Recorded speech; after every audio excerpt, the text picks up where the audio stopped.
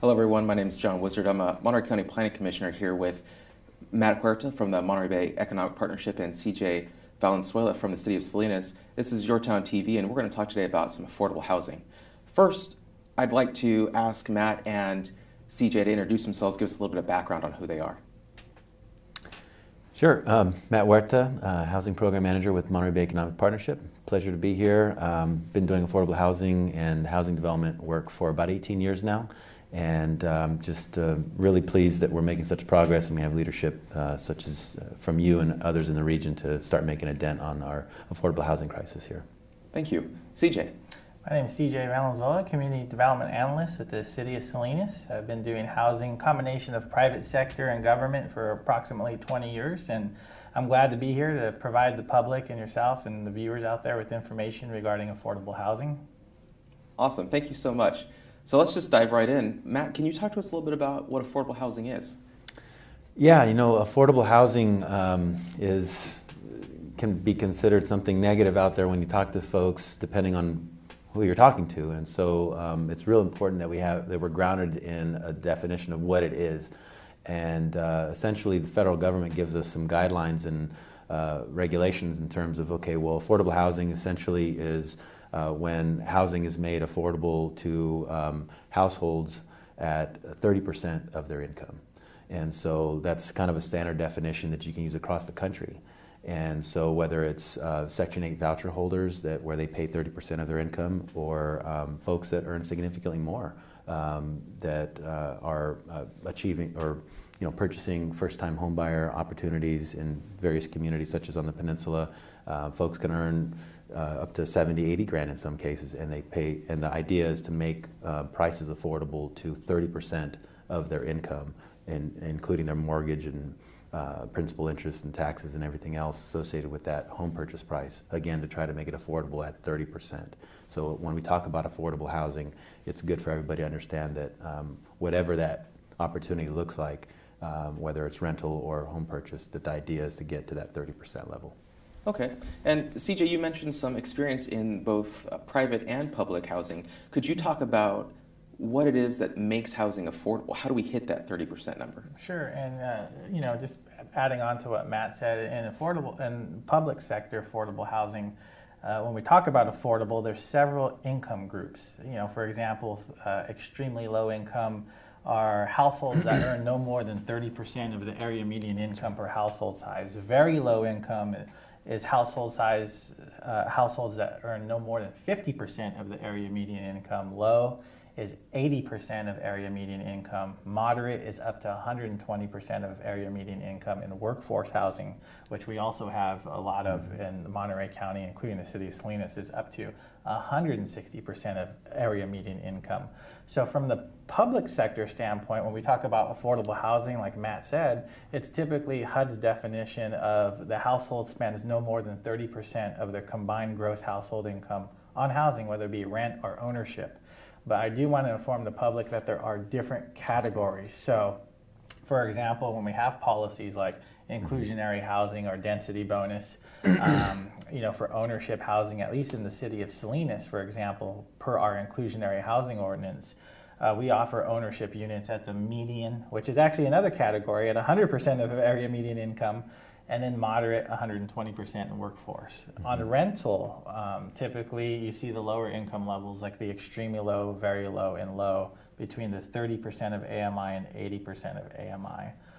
On the private sector side, when we talk about, for example, ownership housing, we have, lenders and brokers out there who are providing financing for low and moderate income households. You can use something like maybe a Cal HFA loan, California Housing Finance Agency loan, and those they have income limits that are low and moderate. Our USDA, United States Department of Agriculture, offers residential financing. They have their income limits. So it's not as a line in the sand where on the private sector side the household spends 30% of their income. It's more based on debt to income ratio and also making sure that the household is at or under those income limits, depending on if it's low or moderate, for example. So where the public sector, there's a more hard line to make sure the household does not spend more than 30%, plus has to be under the income limits that are allowable. So Sure. Thank you for that very accurate and detailed description, because it is important to understand what it is precisely that we're talking about here, because a lot of people have this misconception that affordable housing is only for people who don't make very much money, or only for a certain type of person. But really, when we talk about affordability, we're talking about people being able to live in a home and not spend their entire income on housing. And so CJ mentioned some words like inclusionary housing and income limits. Matt, I was wondering if you could explain sort of your work, your advocacy through the Monterey Bay Economic Partnership about inclusionary housing and what it is you're trying to do with that. Yeah, when you hear inclusionary housing, it really is about that. The whole idea is to try to build communities that are inclusive of the various income categories that CJ just explained, right? From extremely low through moderate and even market rate. And so it's difficult to do that just by having the marketplace do what it's going to do. What we're trying to ask for through inclusionary housing is that there's zoning and planning regulations and a thoughtful way of laying out the future growth of a community by requiring that new development include a certain level of affordable housing at various levels as new projects, whether it's rental housing or single-family homes, attached products or detached products, different kinds of housing. All housing types that get developed, we want to see that a certain portion are set aside for folks that earn lower incomes.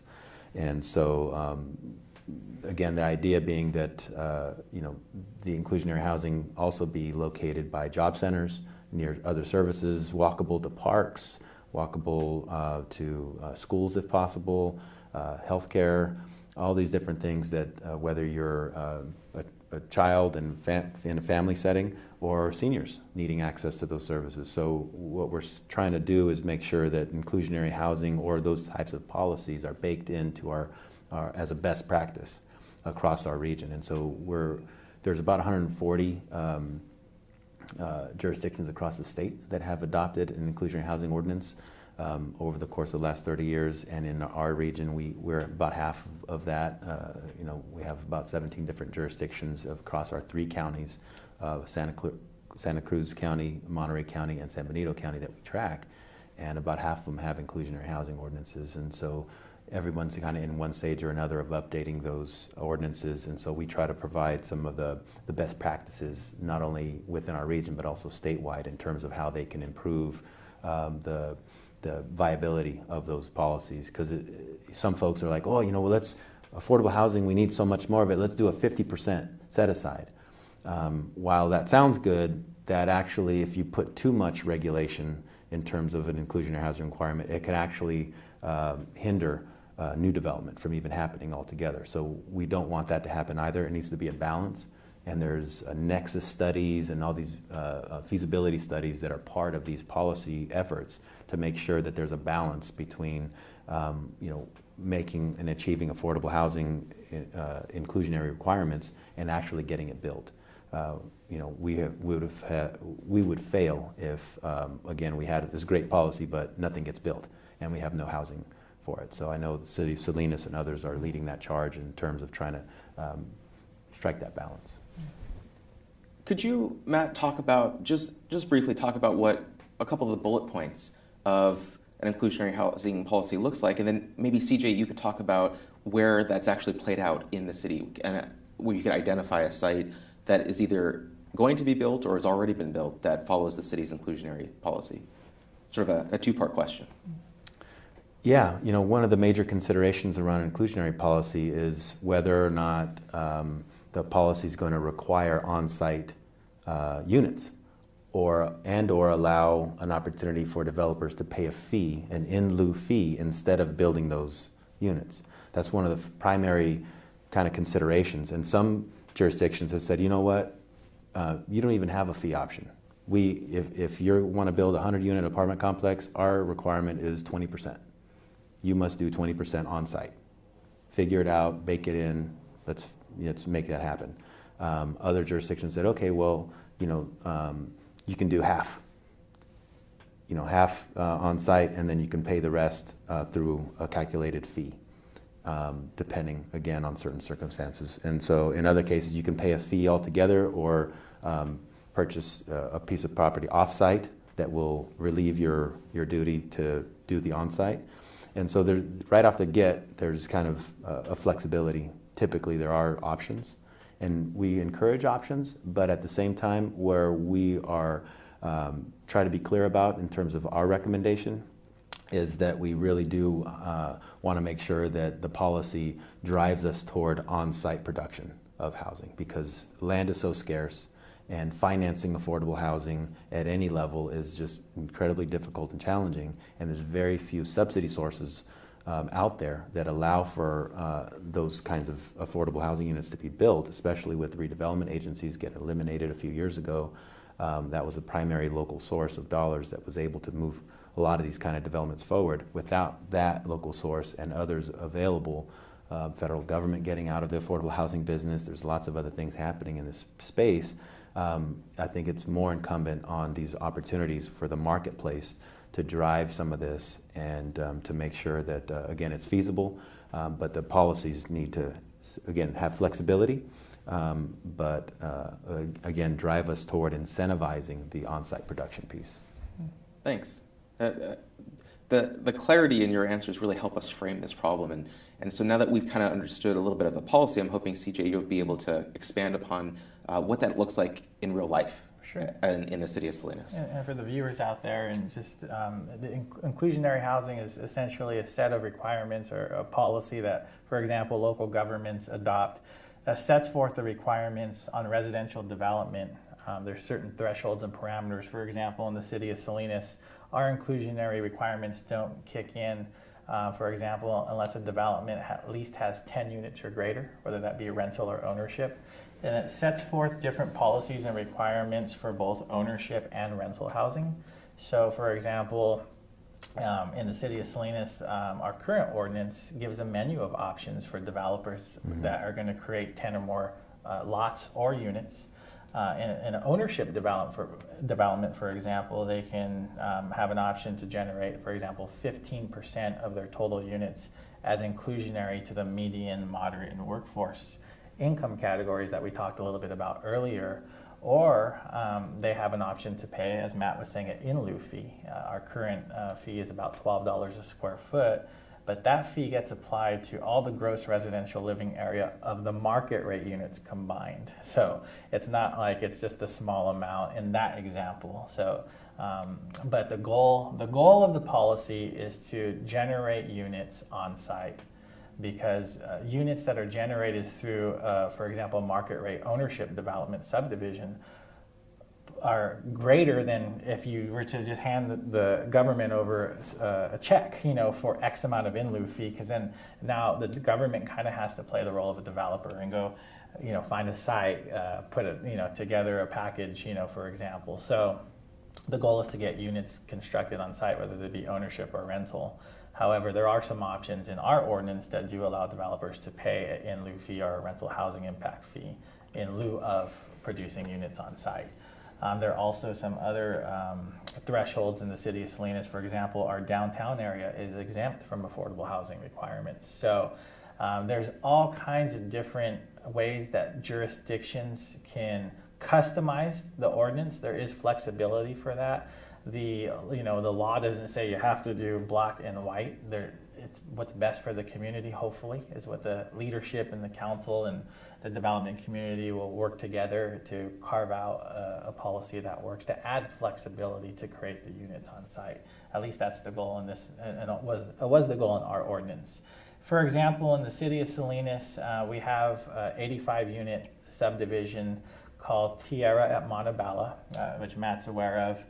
The developer there is Century Communities, and within this 85-unit ownership subdivision, detached single-family homes, they are going to be required through our inclusionary ordinance to produce 9 inclusionary units at the low income level. The price points for those, for the inclusionary housing program, we have 2 floor plans. There's a 3-bedroom, 2-bath home, about 1,500 square feet. Those will be priced at $191,350, where the same floor plan for a market rate unit, identical, is probably going to be around $450-ish or higher in Salinas. The 4-bedroom inclusionary home is approximately about 1,900 square feet, and that one's being sold at $206,700 through our inclusionary program, and the same floor plan market rate, you're looking at 500 plus.